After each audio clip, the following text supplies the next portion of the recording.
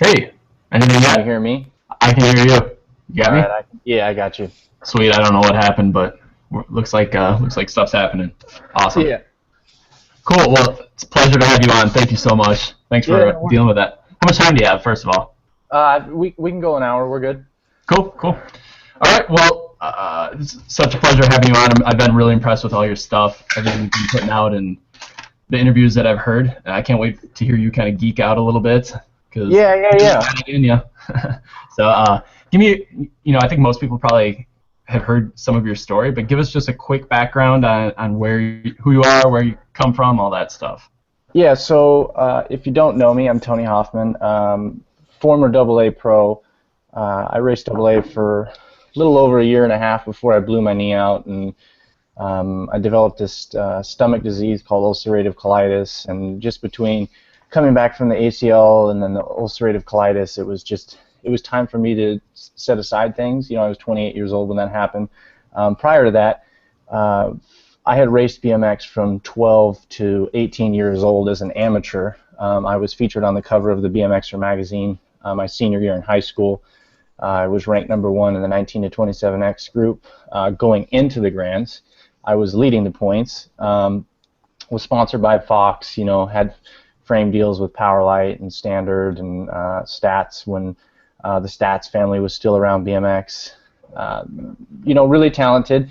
And I gave up the sport of BMX for a computer job in San Diego, and that was in 2002. And when that had taken place, I started getting mixed up with a lot of the wrong thing, bad choices that you could make in life, and fell to the wayside and found myself addicted to drugs. And I suffered a substance abuse issue for about 6 years of my life, to the point of being homeless and just the lowest of lows that you can think of, using needles and no friends, no family, just a drug addiction in myself. And I had committed a home invasion robbery in 2004 and was convicted of that, but didn't go to prison.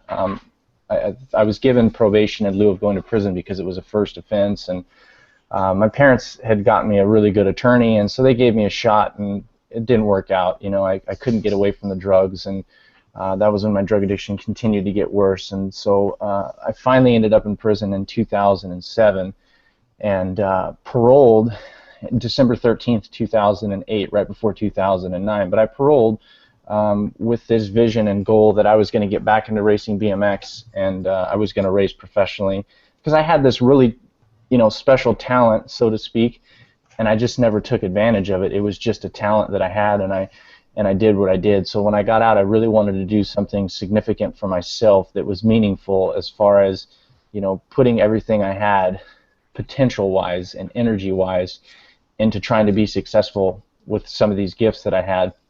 And that's what I did. I got out and I raced BMX professionally. Raced my first race 4 months after getting out of prison as an A pro. Never done that in my life, and hadn't touched a bike in 7 years. It was in Bakersfield, California. I took third place and was probably capable of winning. There was just so much that I had to go through before I was going to be able to actually win a race. And within my first year, I had won 5 races as an A pro, and then turned AA pro and got my butt kicked for about 6 months. And I had some coaches at Carmichael Training System. Chris Carmichael was actually one of my personal coaches, along with Dean Golich, and my main coach was Jason Simon. And a lot of their stuff was road bike centric, and we had run into some issues and ideas on what it was going to take for me to be successful as a AA.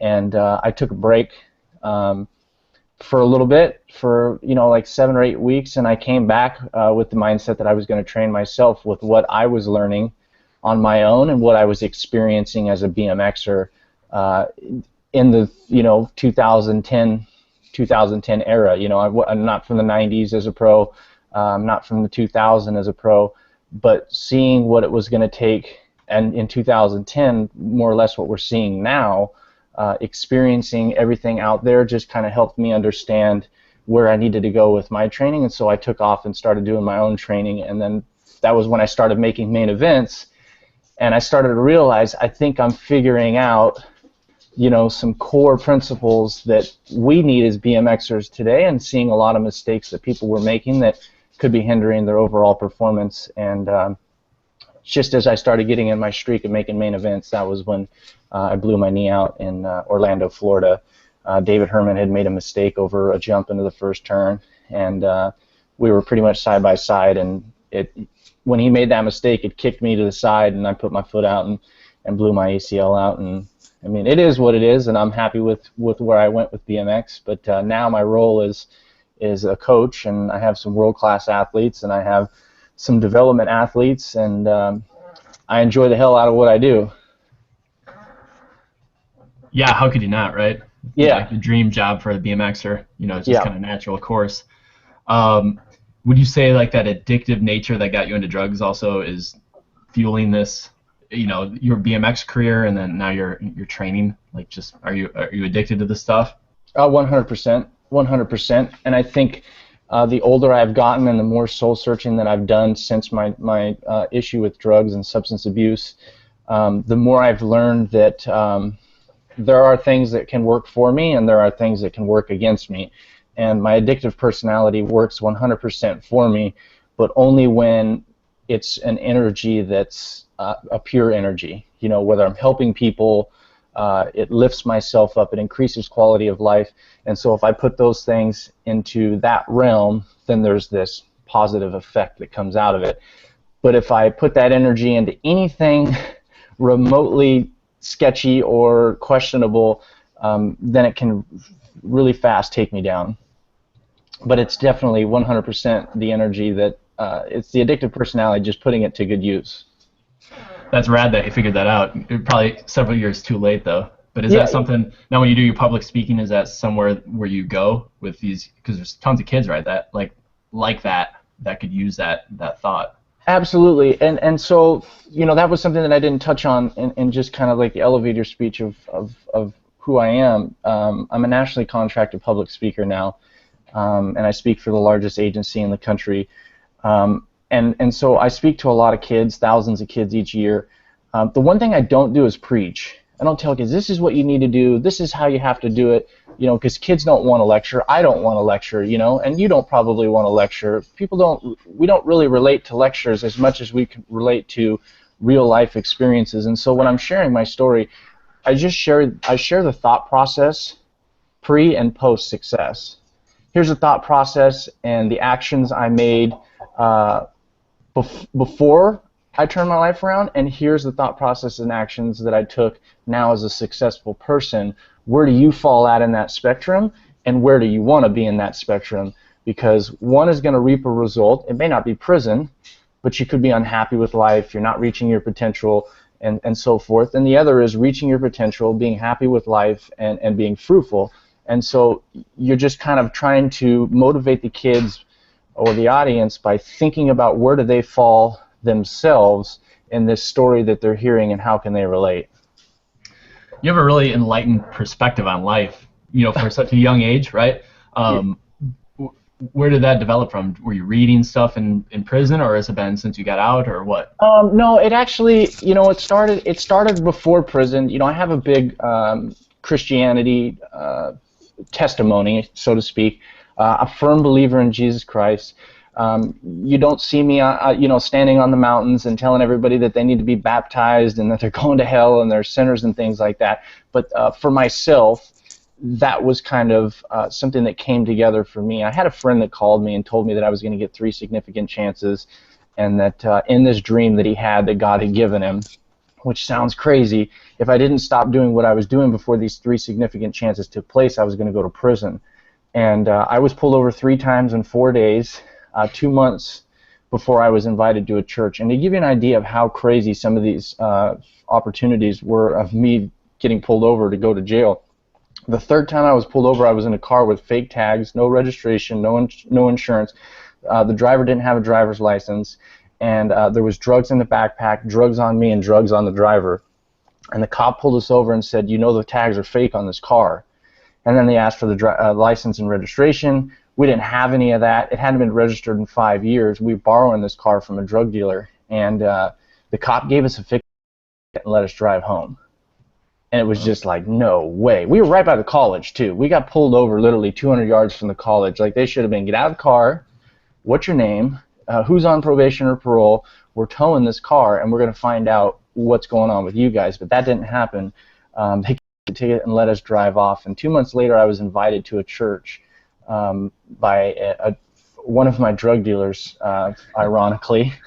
And I went up to this altar call at this church, and this guy laid his hands on me and said that God has favored you your whole life and everything that you've done, and that you don't have to worry anymore. He's going to remove you from your addiction.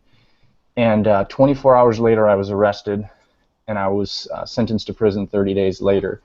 And when all of that took place, I don't know, I stopped thinking about myself in life, and I started thinking about my place and my purpose in life, because I feel like I realized that there was this greater being in control, or there was this energy that belonged to the universe that I wasn't recognizing prior to this. I was just so focused on consuming whatever I wanted that I couldn't see this whole other realm that existed. That wasn't something that you could see with your eyes. It was something that you had to feel within yourself. And so when I went through prison, I did a lot of reading in the Bible, and a lot of meditating, and just a lot of, casting vision of where I wanted to go and what I wanted to do. But it wasn't necessarily the what I wanted to do as it was before, where you're taking from the earth, take, and you're not giving to help regenerate. And so I casted this new vision where I was able to take, but it wasn't a take in a selfish term. It was a take so I could give. And I don't know, it just, all of the reading through the Bible and the meditating just opened me up to like this whole new level of life that I use today and continue to use, because there's so much that we can't see that has a mechanical piece to how life works and how we feel day to day that's so much more important than a lot of the things that we can see, touch, and feel. I didn't expect to take this interview this way, but that's kind of cool. That's all right. Yeah, I'm not particularly religious. My wife is, which creates kind of a fun little dynamic between us. But being a believer and everything, that has to totally help just racing in general, right? Like, you get on the gate and you have these positive energy and stuff, right? Yeah, and so for me, as a racer before, when I crossed the finish line and I made a mistake, my whole day was screwed. The whole day. I'm not going to win the main. I'm not going to do this. I'm not going to do that. And I'm not saying that you have to be spiritual to have this understanding of how I cross the finish line as a professional when I get out of prison. But having that faith helped shift my thinking from my day is screwed, I can't get a gate, I can't get over this jump, to, hey, it's just one lap. I'm gonna go back out there and I'm gonna give it my best the next one. You know what? Who cares that this guy beat me that shouldn't be beating me? It was one lap. I'll beat him in the next race. And so it was a more positive, outlet for my thinking, and it helped me a lot, because once you get to the pro ranks, and I've been trying to work with Austin Hyatt, and he's gotten better over the years, is, as an amateur, you kind of develop this one person can't beat me because he's not as good as me. But when you get to AA Pro, anybody in the gate outside of like the Magic 5 can beat you in a race. And all they need to do is be 3 lanes more to the inside, and they will beat you, because they only need 5 feet less of track to beat you to the turn. And you have to be able to accept that. That doesn't mean that they're always going to beat you, but you have to be able to get into the gate and not be worried about all of these other things that are taking place, and just focus on what you're able to do with your race, and you create your own results through the race around you, because you're seeing it so much different. You don't have this process that needs to happen. You don't have to get a great gate, get over the first jump good, make sure you rail the first corner and clear this triple. You just need to go on red and let the race show itself, and as the race shows itself, then you start making decisions based on what you see in the race. And so having that faith, really opened me up to just not seeing things in such a negative sense. I've always been a head case throughout my BMX racing. Like in my personal life, I feel like I'm much more stable and calm and everything. And I'm hoping that like when I finally have the energy and life, everything is focused the right way and I get to race again, like seriously race again. Like I hope I can take all of this stuff and put it towards that. Now I messed around with some of the meditation as well. Mm-hmm. Did you find that very helpful for the BMX? And like, what did you do? I worked with Jason Richardson right towards the end, and that really was probably the biggest performance helper besides me changing some of my training, just because there's so much in racing, especially in BMX, that's mental. And so the meditating part, Jay Rich will tell you, you can't just meditate on all the good things you want. You got to meditate on what you would do if the bad things happened. How are you going to react to certain situations? And so, a lot of what I did was meditating on, what I wanted out of a race. Because for me personally, I found myself getting too caught up in the training, and the training became a win instead of the result at the finish line. And so when I got to the race, and this sounds stupid, but there's more than one person, I would say, suffering from this, is that you put so much focus into training and so much focus into improving in your training that you forget about what you really want on the track, and you don't mentally sharpen up and you don't mentally aggressive up out on the track, and so you don't get the results that you probably deserve in a race. So I would go out to a race, and my biggest thing was, because I was behind in skill set from those years that I was out, and I had this pretty damn good performance factor that got me into AA, I didn't want to crash some of these other guys that have been racing for 5-6 years in the AA Pro class. Who's the new guy? Yeah. Why is he crashing everybody, right? Well, as me and Jay Rich started working together, it was when I realized that, man, my intent is really, all of my energy is going into training. I'm not drawing a clear intent of what I want out of my AA racing, because I'm so worried about what these guys might think if I crash them or hold them up. And then it was like, Jay Rich told me one time, he was like, you know what, if they don't want you to crash them, guess what? They should get in front of you. And I started thinking about it different, and it's like, you know what? He's right. It's not my fault, I'm busting my butt, 6 days a week and getting my performance up and putting so much into making sure that I have a good first straight. If they want that, then they need to go do that, and they need to get in front of me. So once I get in front of them, it's their job to get around me, and if I crash them, that's their problem, because they're behind me. They need to figure that out. And so, I started letting that go and saying that this is what I want out of this race. I'm going to get this because this is what I want. And it was, I want to get into a main event, And once I started telling myself that I really want to get into a main event, and that I don't really care about the training process anymore, because as I'm going through that, the gains are going to come, I was able to make better decisions in the race, because I was out there to achieve a certain goal that I was setting for myself. And like I said, it sounds like common sense, but I think too often we forget what we want when we load in the gate, and so when we get into the race, we're not really sure what we're out there to do. It's like watching Connor Fields or Sam Willoughby hit the gate in a semi. It's clear what they want when they're passing 15 dudes when there's only 8 people on the track. Like they're riding like animals, because what they want is so clear, and in their mind they're not going to settle for less. So when they're out on the track, their action and their intent is so intentional that it's clear what they want. And so defining that for myself really helped my riding make decisions in corners and around straightaways and attacking jumps and stuff, and it was a big help for me. It's a very interesting perspective, and just the brain is like by far the biggest piece of this puzzle. You have a strong brain, you could have a weak body, and you're gonna be better off, right, rather than the other way around. And I'm so excited about. I just thought Jason Richardson's books will be coming out, right? Yep. A couple of weeks or something like that. So, Yeah, that'd be a good one for everyone to pick up, I'm sure. Absolutely.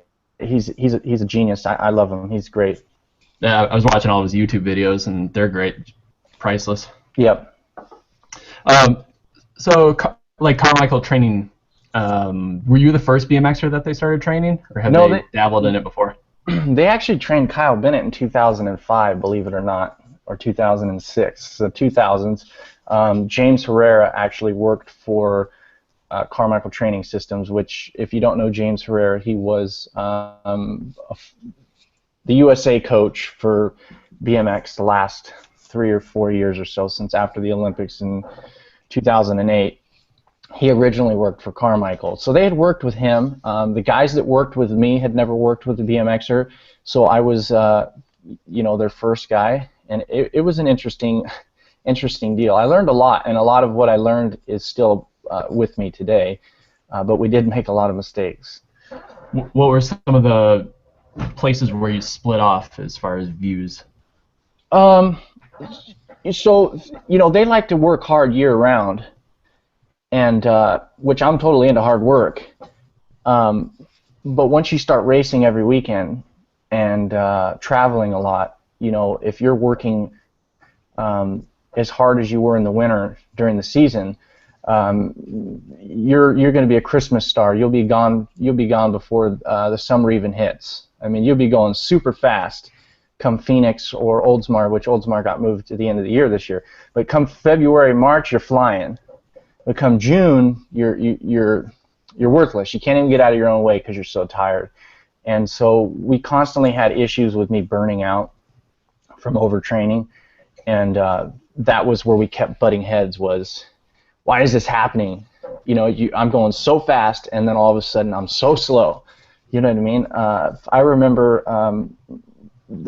talking to Sam Willoughby the first time he had figured out who I was Roseville in 2010.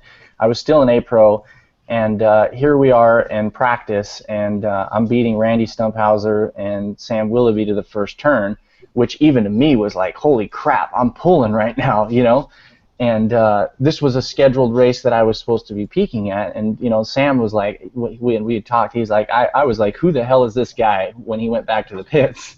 And great, I was going so good, but then the following weeks, I was just couldn't get out of my way. It was like A-Pro guys were beating me because I was good for that one little pocket, and then just the performance dove because we were just training way too hard, and we kept butting heads because I said that it shouldn't be that way.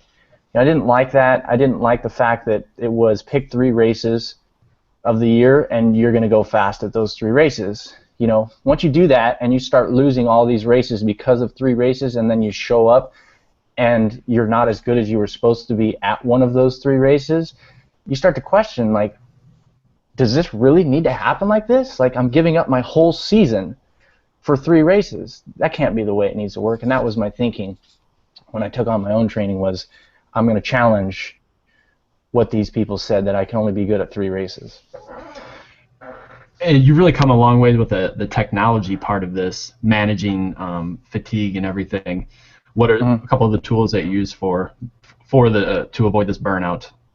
So we use HRV, or I'll use HRV, which, let me just say this, technology is not a crystal ball. None of this stuff that I use is a crystal ball that magically has all the answers. The only thing these technology pieces of equipment are safety nets in place to help make better and sound training decisions in terms of progress, fatigue monitoring, and readiness.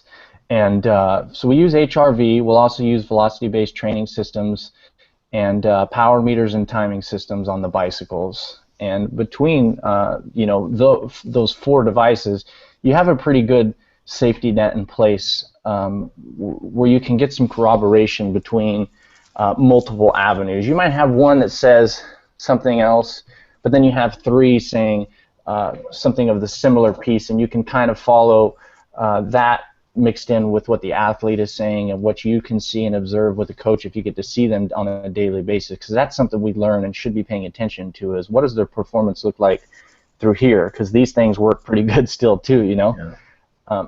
So between those 4 pieces of equipment, that's, you know, kind of over the last 5 years is what I've been developing, you know, through the help of mentors and stuff. But the technology piece is one of the biggest pieces I took from Carmichael and put into my work today. Do you find that your athletes will end up on they'll be too sympathetic, nervous system dominant, or parasympathetic, or whatever? Like, is that how you, like, as far as using HRV? And then are there any methods that you use to help get them recovering a little quicker? So everything that I do is really trend based. You know what I mean? So it's not like if they're trending downward, obviously they need more recovery, and diet is always number one. Diet and sleep. I mean, there's so many other things that are floating around the internet, and you know, I'm sure there's studies for everything. But I really try to keep things as simple as possible, and this is probably where, you know, I'm not as smart as some of these other guys that are out there, but I've just learned to use what I have in a practical way that makes sense. And so it's, you know, if an athlete needs recovery, it's how's your sleep and how are you eating? Because most of the time, they're not sleeping well, they're staying up late at night, and they're not eating well. And so, you know, especially when an athlete's training hard, if those two components aren't in line, an athlete can go this way really quick. And oftentimes, it's this drop off. It's not like a gradual decline. You could be going fine, and then all of a sudden you hit this valley where you're in this descent that it takes some time to get you to come back up. So, only thing we do is follow trends. When we start to see the trend heading the wrong direction, then we make decisions based on that trend, and, you know, checking for recovery is based on, you know, sleep and diet. You know, I do mobility stretching and foam rolling and some of these other things, but outside of that, I don't have any like voodoo magic tricks to help you. Damn it, no. Yeah. No, I like that you brought up the diet part of it, because I mean, BMX kids are notorious for just eating garbage all day long, and then like snack bars and just eating whatever, right? What would you consider? Yeah. What would you consider a decent diet for someone? Just I know you're not a nutritionist, but what would you like to see your athletes eating? It's all, to me, and somebody might knock me, but I always tell my athletes that your breakfast should be, you know, at least 60% of carbs.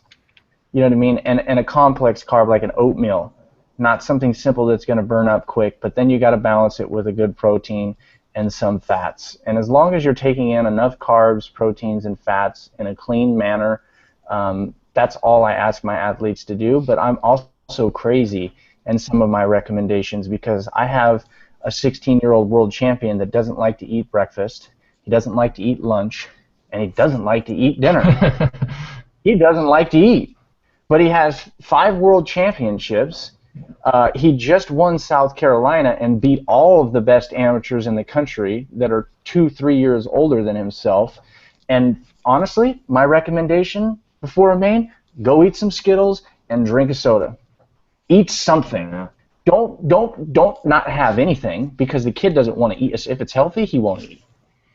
If you brought him a healthy sandwich or a salad with chicken or some trail mix in between motos, he would go, I'm not hungry. Yeah. I don't want to eat. Well, you got to eat something, dude. I mean, something is better than nothing, and I'm a firm believer that a Snickers and a Mountain Dew is probably the best carb you can get. It may not be healthy, but you'll get quite a bit of energy from it. And so you almost have to, with these athletes, you have to, you know, meet them in the middle and say, okay, today this is where we're at. Today, eating something is better than nothing. And as you go through this process of training with technology, because this is where technology is really important, it reveals the athlete's lifestyle, it reveals the athlete's choices, and says, this is what you get for what you did. And an athlete doesn't eat breakfast, he goes out and does sprints, or she goes out and does sprints, her times fall off after the third one. Why do I suck? What'd you eat? Well, I didn't eat anything. Well, that's why you sucked. You didn't have any energy. Your immediate fuel tank was already running low. You did 3 sprints that required your immediate fuel tank, and that thing went empty, and now guess what? you're running on fumes, and fumes don't produce good times. So then the athlete says, okay, I could get good times if I eat, or if I continue this trend, well, then my times will suck. I think I'm going to start eating. And so, you've got to find where the athlete is at in terms of diet and say, let's start here and let's build over time. Because in my experience now, within 5 years, the athlete will always make the right choice if you present them with, do you want to go slow? Do you want to go fast? Here's how you go slow. Here's how you go fast. You decide. You know what I'm saying? So that's perfect. That's more or less the strategy I use too. I mean, even for my personal training clients, it's just trying to meet them in the middle. Like, okay, you can have like 3 beers on the weekend. All right. Yeah. Something like that. Like instead of a whole case. Yep. So the same thing just for adults. Because honestly, when it comes down to it, you want your client to show up to what you offer them, weekly, daily, whatever it is. I need my athletes to show up to work daily and do what they need to do. And along doing what they need to do, we know that there's going to be a result, and that result will motivate them to make more decisions that will provide a better result. Yeah. Me and one of my BMX guys, we were, he just showed up and he was just so flat one day, and I'm like, what do you have to eat? Because I know he's just a terrible eater, and it was like 2 Pop-Tarts for breakfast, whatever it was for lunch, it was like nothing, peanut butter and jelly, and then for dinner it was something else. Like, I'm like, dude, you had like 0 protein today, like no protein. I'm like, how about like at least a protein shake? So I made a protein shake. I'm like, so you can make them taste pretty good. But even just thinking about that kind of stuff, like, are you getting anything out of your food? I mean, carbs are great for athletes, but are you getting any protein? Are you getting any decent fats? Right. Well, because a lot of, the proteins and the fats are sustainable energy in the long run too, and the proteins are providing work for the recovery side. So, I mean, it all plays together, and the diet is probably the trickiest part about training athletes, in my opinion, dude. Yeah, I'd agree. Talk about building the engine. Maybe talk about like your endurance training for your athletes. Do you think about building a base in the off season, or is that something you maintain? Are you doing intervals kind of stuff like on the track? Just any random thoughts? Yeah. So this is one of the toughest things about training a BMXer, and it's one of the toughest things for me as a coach, because I have a handful of athletes that are saying they don't have enough endurance. Typically, these are my athletes or riders that aren't the smoothest around the track. They're fighting the bike more. They're having to pedal more than the other guy who can properly get around a corner, backside the jumps. Just less energy they're spending because they're smoother. And so as a coach, you look at it and you say, okay, God, there's so much importance to the first jump. And there's so much importance to having this engine built. But if you do too much over here, then we lose some of the total horsepower. And there's like this middle ground, and trying to find that middle ground and where that middle ground is exactly as a coach is something that my mind is still working through season after season after season, because you want to have more endurance. And so a lot of people, in the past have had this belief that because I came from the Carmichael crew, that all of my training is endurance-based, or that I might be sending my athletes out, in the winter to go do base miles, and we don't do anything like that. In fact, the total amount of endurance work is very little. It's very, very little, but we do it, and we do interval training on the BMX bike and the road bike, but we try to get more specific as we get towards the season. So, early in the winter months, we'd obviously be on the road bike. Usually rain, cold weather is not really, allowing an athlete to be on the track, and it's not necessarily the ideal situation. So we can use the road bike, and there's some stuff that you can do that are longer distances for sustainable cadences that you can do on a road bike. But as we get closer to the season, then we would start doing interval training on the BMX bike, and then even full lap and half lap work at the track. And really, for me, endurance work is about cutting the recovery and having a repeat in effort. You know, you feel like death at the end of whatever interval you're doing, but you're just trying to challenge that body to recover and repeat an effort at the same intensity as you did the prior interval session or prior interval that day. And once you get into a session or a race where you're actually getting sufficient recovery, that the body is actually recovered and ready to go by the next lap. I think that was one thing that was a struggle for most athletes in Phoenix. That track was really, really long, and Elise was, you know, for sure struggling around the track, and had asked Brooke how the heck she was finishing laps so well, and I believe it was because we were addressing some parts of there's going to be these long tracks, but it's, you know, how to maintain that and stuff is very tough, because you need to be so focused on the engine. And so you know, one of the things that we use on the BMX bike is what we call speed interval, and it's 3 seconds on, 3 seconds off. You're pedaling for 3 seconds, coasting for 3 seconds, pedaling for 3 seconds, coasting for 3 seconds, and you're kind of creating this similar to a BMX race: pedal, stop, pedal, stop. Now, obviously, we don't stop pedaling for 3 seconds on a BMX race, but the distance that we actually do these in training is much further than we would in a BMX race, because I think Mark Willer's coach, you know, several years ago with the power meter, there was 7 seconds of pedaling around Chula Vista's Supercross track. Now, we know that a USA BMX track is probably a little more than 7 seconds, but it's not much more of actual pedaling. So we try and drag that out. And in season, like I said, it's half laps usually during the season, just cut the rest as best as we can without overdoing the athlete. I've been learning from some of the high-end coaches that I think, you know, like soccer coaches and stuff, and that's a, you know, you think of it as just jogging around, but a lot of those soccer guys sprint their asses off the whole time. Yeah. It's side to side and stuff.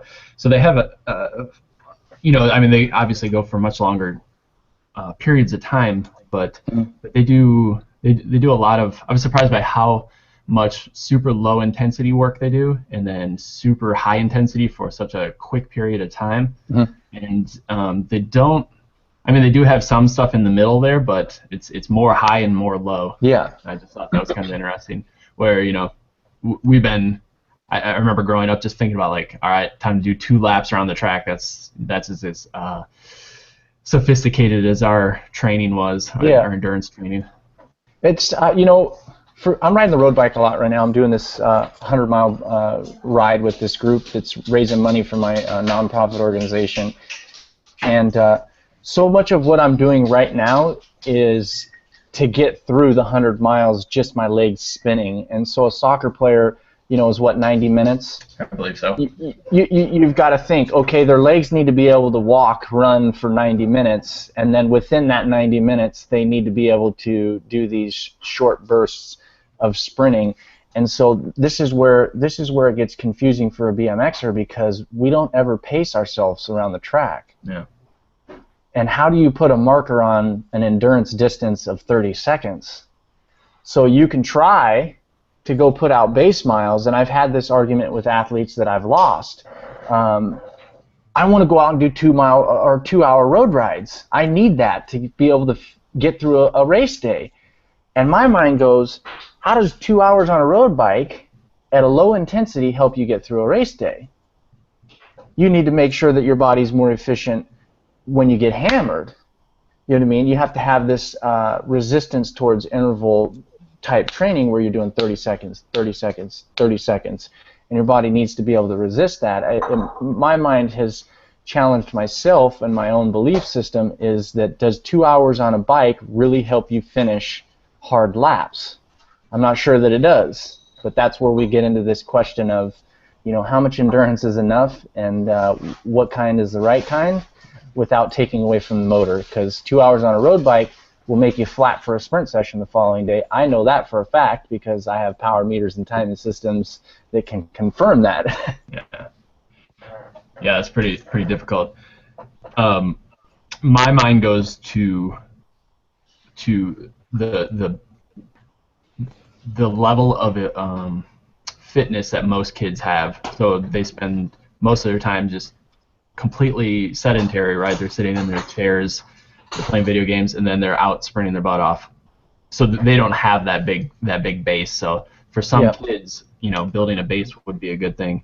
Yep. Half an hour ride or something. I'm not Yeah. 2 hour ride would destroy me too as well. Right. And it could be an hour. Sure. It's not uncommon for me to go prescribe an hour ride for somebody that's we're working through a schedule of on a day-to-day basis with some of my athletes, and when it's needed recovery and the track is not the best idea and we're not doing the gym and we're not doing core work, go out on the road bike for an hour and keep it easy. Yeah, I know some of those coaches, they like to prescribe that to actually shift them back into that that rest and relaxation nervous system to help combat the overall fatigue.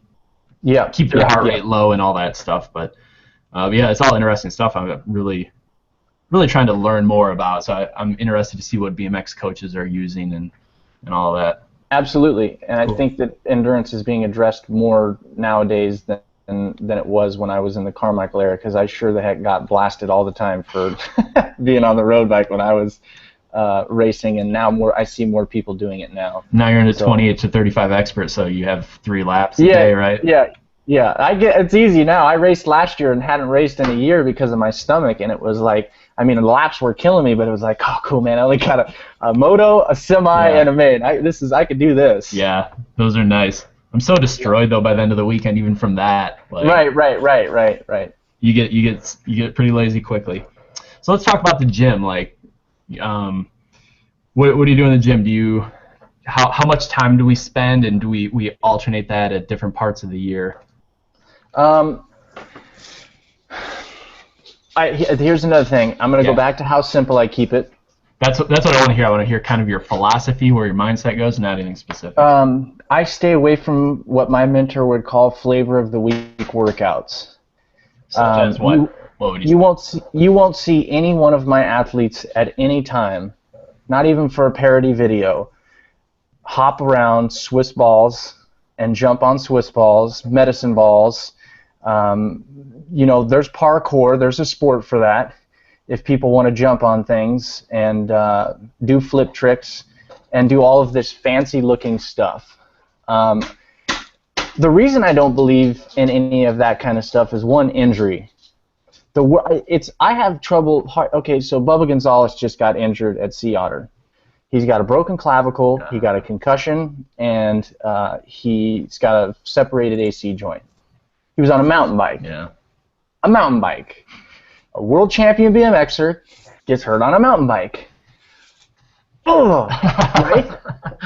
Okay, it could help him. Mountain biking could help his bike handling skills. At his age, competing, and it's great for you.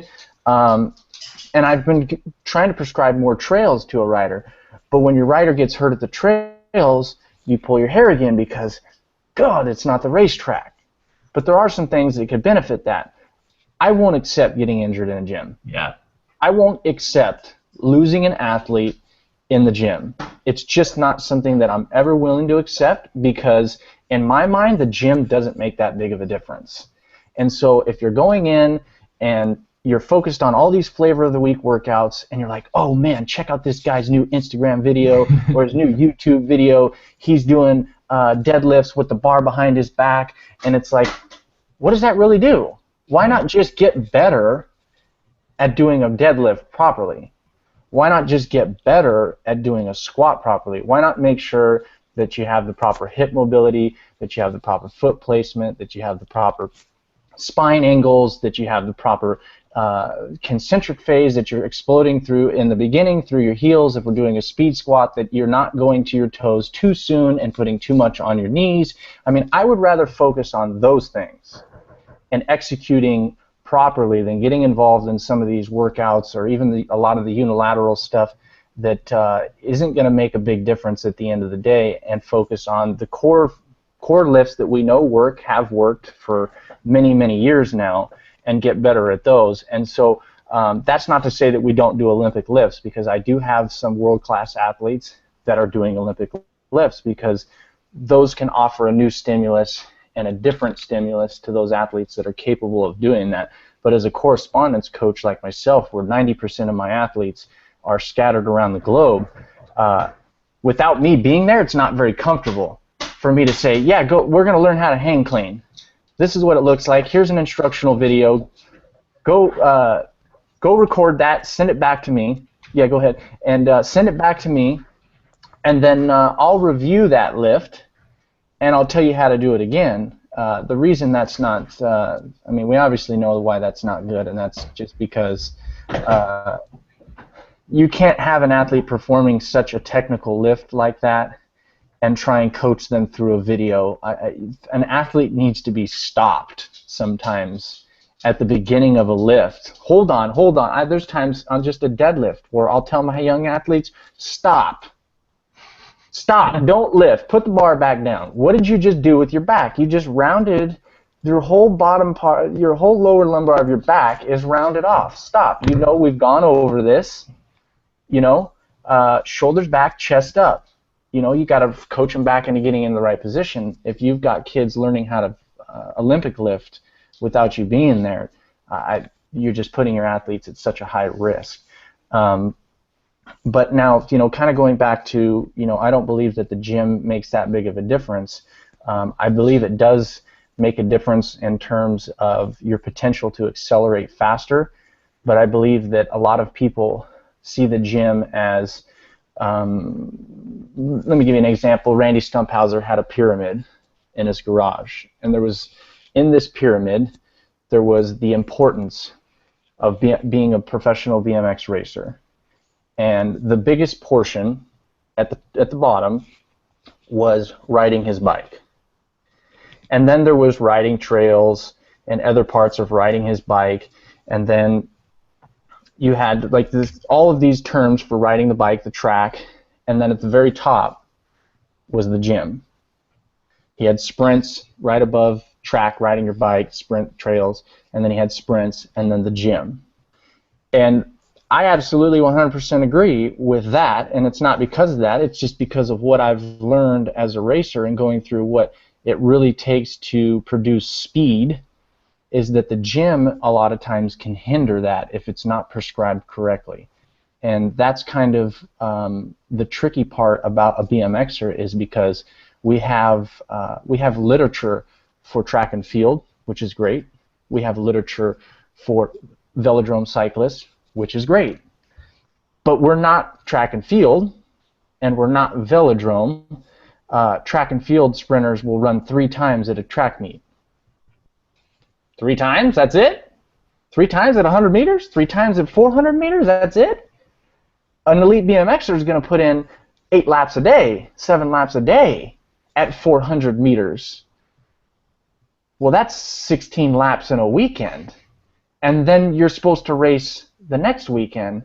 And so we look at, okay, well, the track and field guys are doing gym 3 days a week. They get off of a track meet on Saturday. They're back in the gym on Tuesday. Well, yeah, they only ran 3 times. Your total amount of volume, your total amount of fatigue created through stimulus is so much lower in track and field. But then you have the velodrome guys where it's volume, volume, volume. You've got to pump out 600-pound squats to turn over 115 gear inches, and then you have these long sprints because their track is a lot bigger than ours, and so that's what we need to do, and we need to address it just the way the velodrome guys is, but we're not a velodrome guy.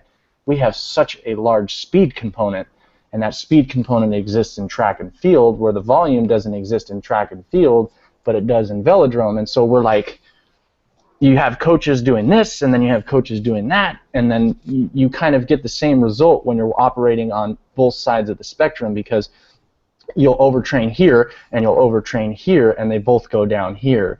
Where a BMXer somewhere in the middle is a proper blend of, this is how we get stronger, this is how we get faster, and that's all we need. We're not going to try and break through the roof in 1 year. We're just going to gradually make those, I think Jared Becker says it best, is planned progression. We'll progress when it's planned, but we're not going to try and progress all year long, because when you do the all year long, you go here, and that's not good. And so my philosophy always in the gym is to let's get stronger. Let's make sure the numbers say that. Let's get faster, and make sure the numbers say that. But let's focus on making sure that you're a BMXer first and you're a BMXer last. I concur. I found the same thing where you try to get kids stronger, and that BMX kids, and just with races and life and everything, it's just kind of you're just slowly inching up. You might make some gains, but then they'll drop back a little bit, and you just kind of keep stair stepping up and down, and you have to be pretty careful. Careful. Yeah, I guess careful would be the word I'm looking for. Hang on 1 second for me. I'm going to grab my charger. All right? Go for it.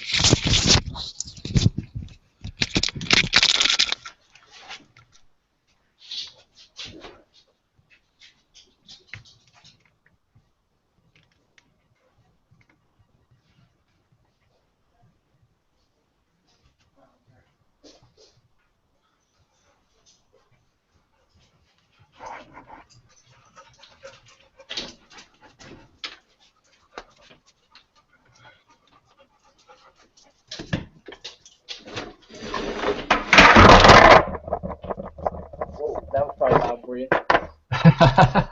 Tony, are you all right? Sorry. No, that's good. Okay, I'm back. Cool. No, patient was the word I was looking for. Yeah. You got to be pretty patient with kids. But yeah, I agree. I think there's some windows of opportunity.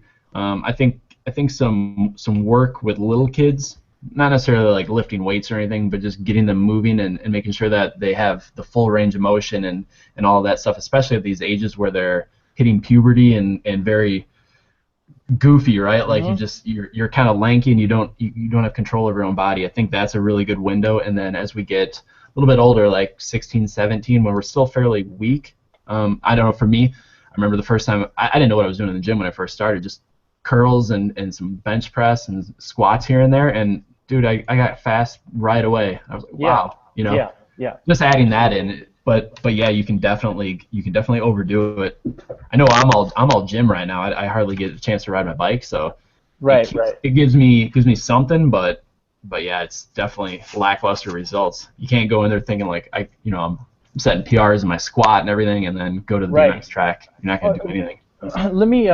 So I started working with Donnie Robinson 3 years ago, and at the time he had roughly a 500-pound squat, max squat. He weighed 145 pounds. Crazy. That is insane. Yeah. That is so strong. When I took him over, I said your squat's not going to be near as good as it was because I'm not a West Side barbell guy. I don't give two whats about how much you can squat, because how much you can squat doesn't mean how fast you can sprint. His squat now is around 370, but his sprint times are over a tenth faster than when he had a 500-pound squat. And so, I think it's important that if you take the philosophy of the gym is only an application to your ability to sprint or accelerate more or more efficiently, more powerfully, then you better be able to show an athlete that their sprint times are better without it. Because if you don't have that, here it is, they won't know that that's really true. Because even now, even after I've proven it to Donnie, he still has that old mentality. Are you sure that I don't need to squat more? And I'll send him articles. He won't read them, but I'll send him articles and say, no, dude, it's out there. You don't have to squat more. So it's if you do take that approach, you got to be careful and make sure that you're educating your athletes on the formula and how it works so they can see it. What is one thing that you want to learn or get better at to make you a better coach this year? Man, that's a really good question. The endurance thing is probably the one thing that I'm trying to, as a coach, I'm trying to understand more, because there's still this fear-based response in my own mind as a coach from when I was an athlete with Carmichael, because I understand the anxiety, the mental anguish that you go through when you've reached burnout, and the time it takes to get out of burnout, the performance loss of burnout. And so that fear or that natural response that's been created through my own experiences as an athlete, carrying into my coaching, has always caused me to err on the side of not enough, or too little, which I still to this day would prefer to err on the side of too much rest than go too far, because an athlete more rested is better than an athlete under rested in terms of speed, explosiveness, and such. But with the endurance part, it's, there's a better mixture of what I'm doing now that can create a more fit athlete without the fatigue of, without the product of paying a price in the acceleration component because of fatigue. And so as a coach, I'm trying to learn and want to learn and get better at how do I apply that in season, off season, and to where it gives us a better product year round. Yeah, just as part of that, I've been wanting to read the book, The Ultimate MMA Conditioning, and it sounds like, what the hell does MMA have to do with it? But have you heard of that? No, I haven't. I just know that those guys are conditioning freaks, They are, but these guys actually take a pretty elegant perspective to it. Like they focus on not burning these people out, where like all these other MMA guys are just, they'll go until they puke and then go some more. Where they do a great job at maintaining, they use HRV as well and stuff like that. So the whole book is about developing the athlete in a systematic way, which I think you'd probably enjoy. And I've been waiting to buy that book, but I want to read that. It's several years old now, but it's really good stuff from what I've heard. Yeah, I by and large, the best athletes in our sport are coming from the coaches with similar philosophies as mine. Obviously, we're not doing the same things, and I would never claim that. But the less is more approach is how you create faster athletes for longer periods of time. You can try the training through races bit. You can try the peaking at certain events bit. But I think what it leaves is a more frustrated athlete. It doesn't help the athlete build a mental routine for competing at their highest level and producing results week after week. I think that it's a hindrance more than it is a building up, and it's very hard to balance volume through the season. And so the less is more approach, I think, in most sports is what is working out. Football, MMA, it doesn't matter, basketball, those guys don't train like they do all year round during the season because they're focused on being what they are: basketball players, football players, fighters, BMXers. That's what we need to be focused on because that's what we are. Good point. Do you do much with body mechanics, riding mechanics, and stuff like that? Do you have an eye for that kind of stuff, or have you been working on? Yeah, absolutely. It's harder when you're talking about an elite men pro, because everybody has a bit different style, but a lot of them don't make a lot of mechanical mistakes that are on a grandiose scale. They're right? elite for a reason. Huh? Right. And when you get to the elite men class and you're producing results at that level, you're a hell of a rider. I mean, you are we know. Everybody knows that's watched it. With the women now, we're still developing a lot of these things that we see in the men and the women. And so when I took over Brooke Crane 2 years ago, watching her jump was great if you were taking a photo. And watching her jump was great if you wanted to see a girl do a kick out and not lose control. But what she didn't realize was that while it looked great on camera, her butt off the back of her tire, before she had even reached the middle of the obstacle, was creating her to have dead weight, which was dropping her bike, and she would tag jumps. And I told her, you need to get to the front of your bike, because this, to your waist, leads the bike. The back wheel follows your torso. If you're back off your bike, then the back wheel is going to follow where your body is, and it's going to go down early. But if you get your head over to the landing, your back wheel follows, bam, you clear a jump. You don't have to stay there, but you need to take off at the front, towards the middle, at the front, and then you can start drifting towards the middle once you've pushed her momentum all the way over the jump. And this is something that we've worked on, continue to work on.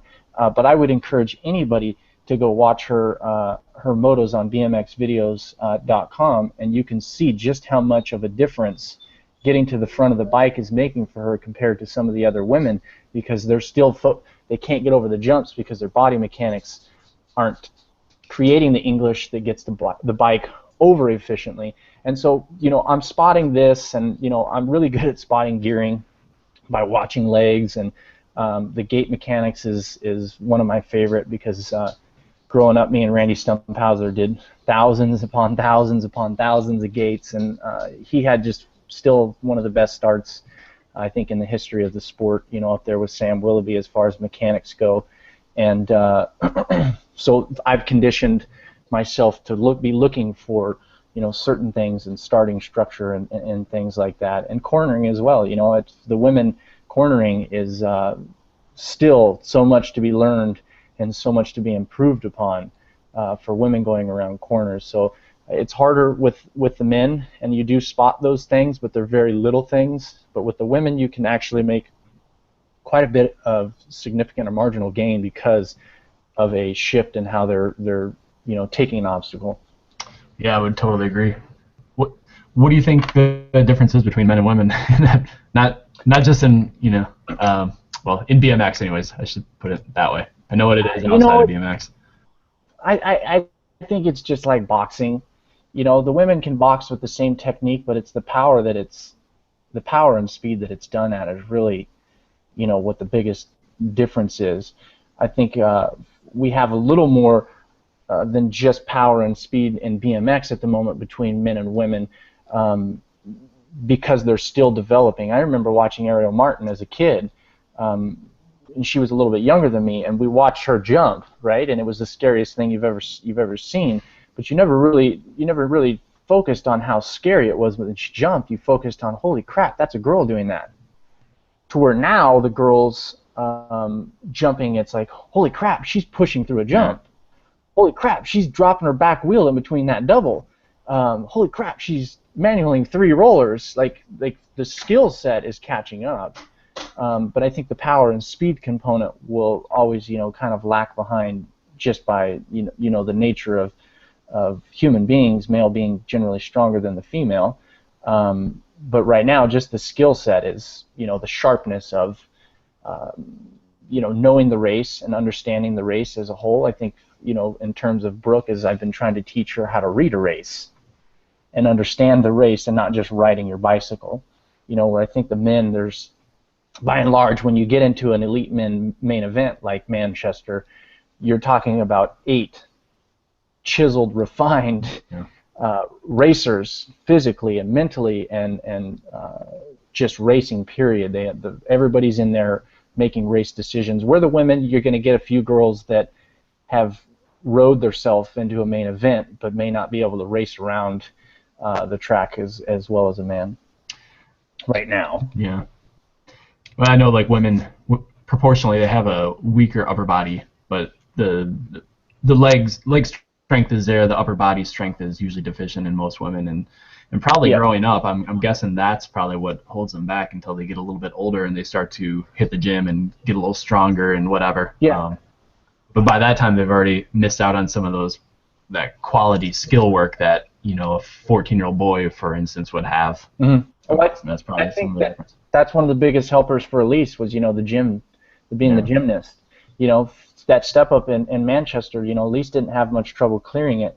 But and I talked to Brooke, you know, I said, you got to pull up harder. She's like, I'm pulling up as hard as I can. Yeah. That's just what her upper body was able to create, you know, where Elise has got those years of being a gymnast, and she has that better core upper body strength where she could probably get more pop, you know, off of a lip. Yeah. Pound for pound, that girl's super strong. Yeah, super absolutely. Strong. Who's your favorite rider to watch and study? You have one? I guess it would have been Randy back in the day, right? Yeah, absolutely. I really liked Kyle Bennett when I was a kid. Who didn't like that guy? He was just a magician on a bicycle. You know, nowadays, Connor is really great because you can really learn where you're not going as hard as somebody else. Sam's aggressiveness obviously is one to be spoken for.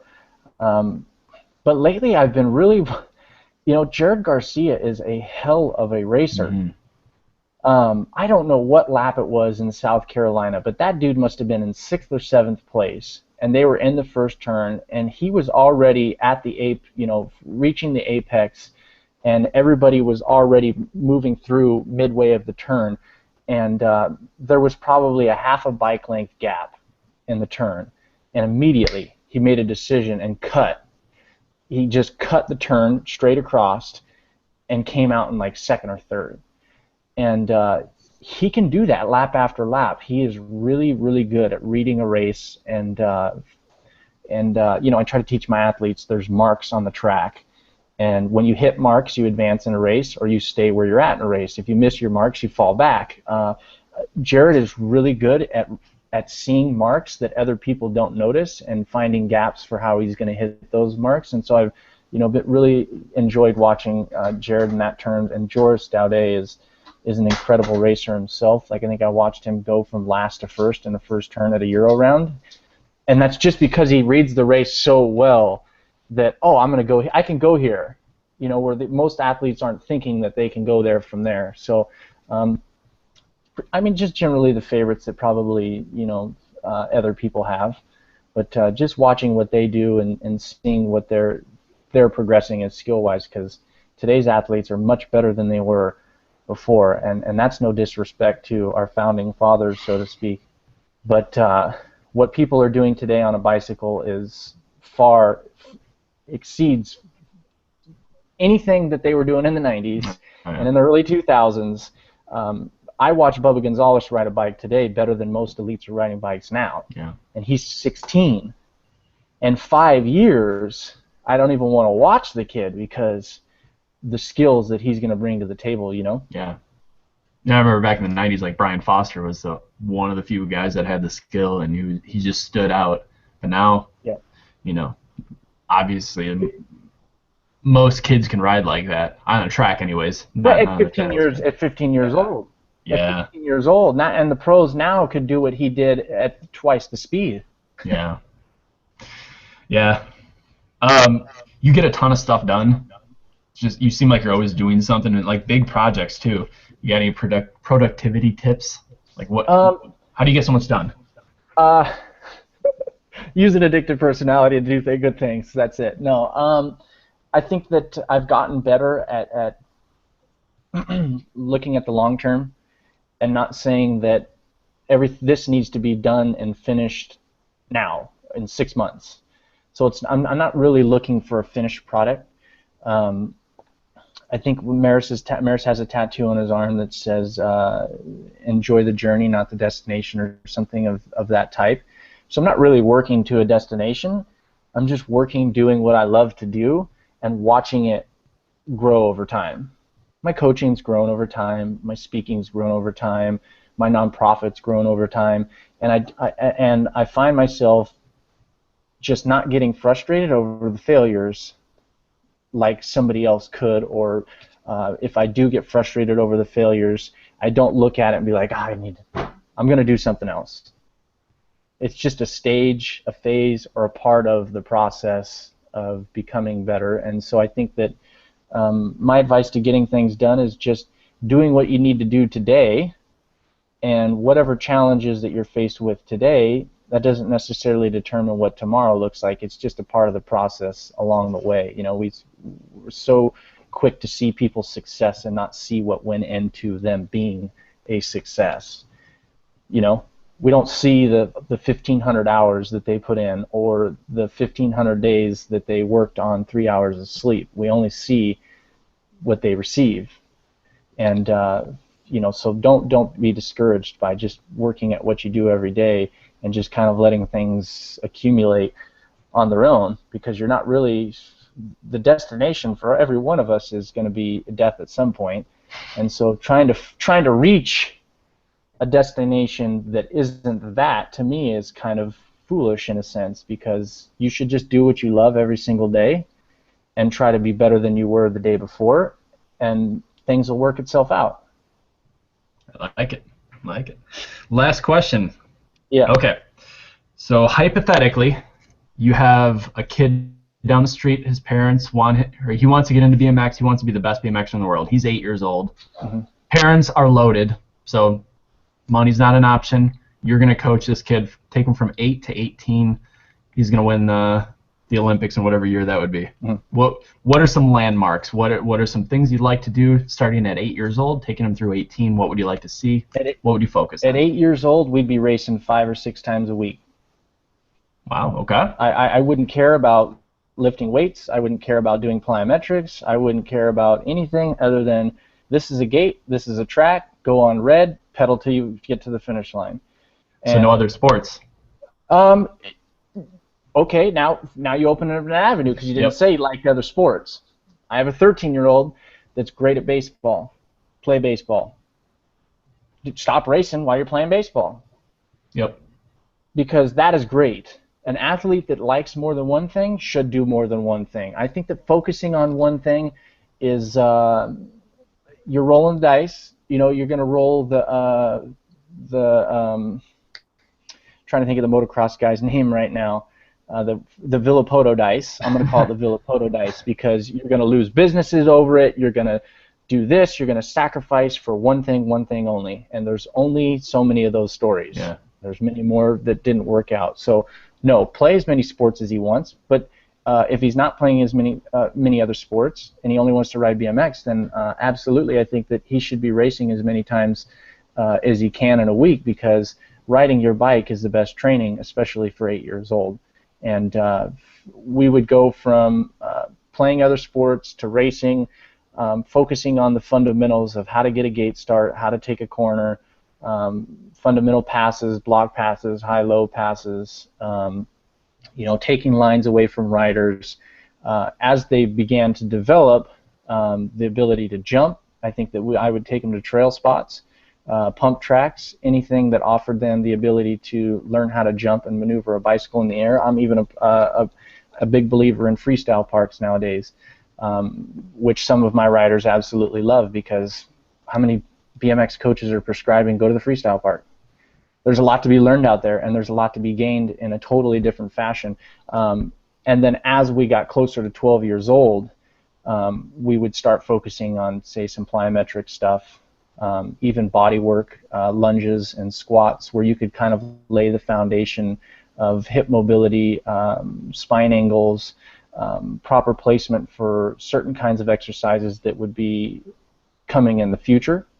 As they reach 12 years old, I would for sure have them in the gym. And now, I'm not a big believer of free weight squats for a young athlete that, like you said, they're clumsy, and they can't necessarily support the squat bar in a safety fashion where their knees aren't completely rotating inwards, or they're just completely tracking way over the ball of their foot because they're putting so much weight on the front because their glutes can't support the lift.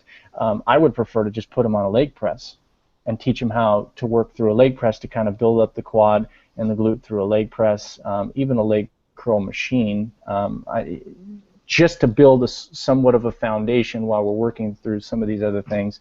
And then once they started showing competency in some of the basic lifts, then we would start introducing the squat and the deadlift. And then at the track, that's when 14, 15, 16, where you're talking about a Bubba Gonzalez, you have the skill set. We're going to continue to maintain and try and build that skill set, but we're also going to introduce a more formal plan that's planned progression. We're going to get stronger at this time of the year. We're going to get faster at this time of the year. We're going to focus on racing at this time of the year, and we're going to repeat that process. And that's what once we get them into that planned formula, that's when it's all about diet, it's all about sleep, and it's all about becoming that world-class athlete that can perform at their peak level, week in and week out. But starting at grassroots, I don't see why kids should be on these super formulated programs that stop them from riding their bike. Mm-hmm. Because we should be riding our bike at a young age. I think that that's probably what I would do, and make sure that it's all about fun. I have a 9-year-old athlete, and I told his mom, as soon as this is no fun for your kid, I'm out. Because it's about fun for your son. He's 9 years old, and the last thing we need to do is create a situation where your son says, I don't like this anymore, it's not fun. BMX is fun. Bikes are great. That's why we ride them. That's why we all love BMX racing and bicycles, because they're fun. If it's a job, well, there's plenty of other jobs out there in the world, you know, and BMX isn't paying well, so it's not a very good job to have. Fantastic. That was absolutely fantastic. Give everyone your digits and all that stuff. Tell them where they can find you at. I would totally suggest if are you taking on clients first of all, I guess. Absolutely. Yeah, so absolutely. I would totally suggest, you know, especially if you're a higher end person, check out Tony, because he does some really good stuff. Yeah, so absolutely. Take it away. Yeah, you can find me on my website for training at teamthoff.com. You can find me on Facebook, Tony M. Hoffman, as well as Twitter and Instagram, Tony M. as in Michael Hoffman, all one word. I'm on Google Plus as well. If you're into technology or phones, don't go. If you're not into phones, don't go to Google Plus, because that's all I'm doing on Google Plus. But yeah, you can send me an email through my website. Contact me on any kind of social media. If you're interested in training, we can talk about it. But like you heard, you know, what I'm doing is really for the athlete that's ready to get serious and start taking themselves to the next level. They kind of already have a foundation of doing work, just not on a planned schedule that has a purpose behind every workout in terms of the long-term goal reaching. So yeah, contact me. I'd love to talk to you guys and work something out. But if not, follow me if you're into my journey. That'd be great too. And I just want to say thanks for having me on the show. Yeah, thank you, Tony. All right, have a good day. I appreciate it so much. Too, man. I'll talk to you later. No worries. Take care. All right, see ya.